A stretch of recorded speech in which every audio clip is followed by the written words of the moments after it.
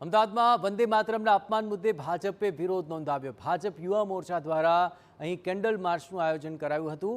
પાલડી 4 રસ્તાથી કોંગ્રેસ કાર્યાલય સુધી candle March યોજી હતી। કોંગ્રેસના રાષ્ટ્રીય કાર્યાલયના કાર્યક્રમમાં રાષ્ટ્રગીતના અપમાનનો આ આક્ષેપ છે, જ્યાં ખડગે, સોનિયા ગાંધી અને રાહુલ ગાંધીએ વંદે માતરમનું અપમાન કર્યાનો આક્ષેપ લગાવાયો।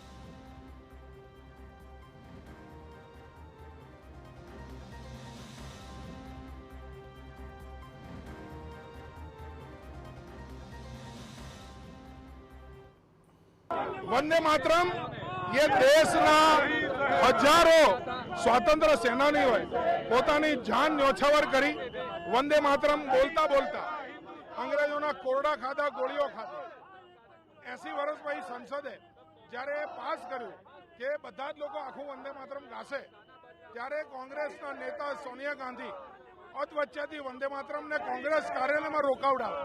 आ देशनु नहीं समग्र भारतीय 140 करोड़ भारतीय साथे समग्र देशनु वंदे मातरमनो विरोध करता जे अपमान थयुं छे, देश सोनिया गांधी, खड़गेजी અને રાહુલ ગાંધી પાસે માફીની માંગ કરે છે। વંદે માતરમમાં અપમાનને લઈને અમદાવાદ ખાતે જે પાલડી વિસ્તાર છે ને પાલડીથી જે કોંગ્રેસ કાર્યાલય છે ત્યાં સુધી કેન્ડલ માર્ચ ભાજપ દ્વારા આયોજન કરવામાં આવ્યું છે। આપ દ્રશ્યો જોઈ શકો છો કે ખૂબ મોટી સંખ્યામાં જે ભાજપના કાર્યકરો છે, આગેવાનો છે, ધારાસભ્યો છે, મેયર છે, સાંસદો છે, તમામ છે તે જોડાયા છે। અને ખાસ કરી અને જે અપમાનની વાત છે કે વંદે માતરમનું અપમાન છે તેને લઈને માફી માંગે અને તેનો વિરોધ છે તે કરવામાં આવી રહ્યો છે।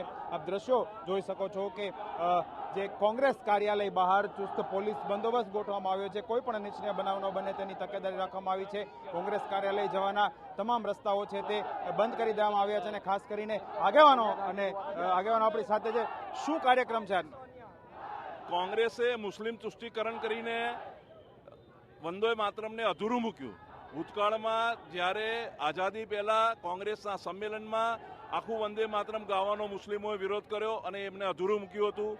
અત્યારે સંસદમાં જ્યારે આખું વંદે માતરમ ગાવું ફરજિયાત છે અને કાયદાકીય જોગવાઈમાં પાસ થયું છે, ત્યારે કોંગ્રેસે 15 ઓગસ્ટે દિલ્હીમાં કોંગ્રેસના કાર્યાલયમાં સોનિયાજીએ વંદે માતરમને અધૂરું રોકાવડાવી દીધું છે। આખા દેશની પ્રજાએ જોયું છે આ મુસ્લિમ તુષ્ટિકરણ છે, દેશની પ્રજાનું અપમાન છે। અમે આનો વિરોધ કર્યો છે અને કોંગ્રેસ પાસે માફી માંગીએ છીએ।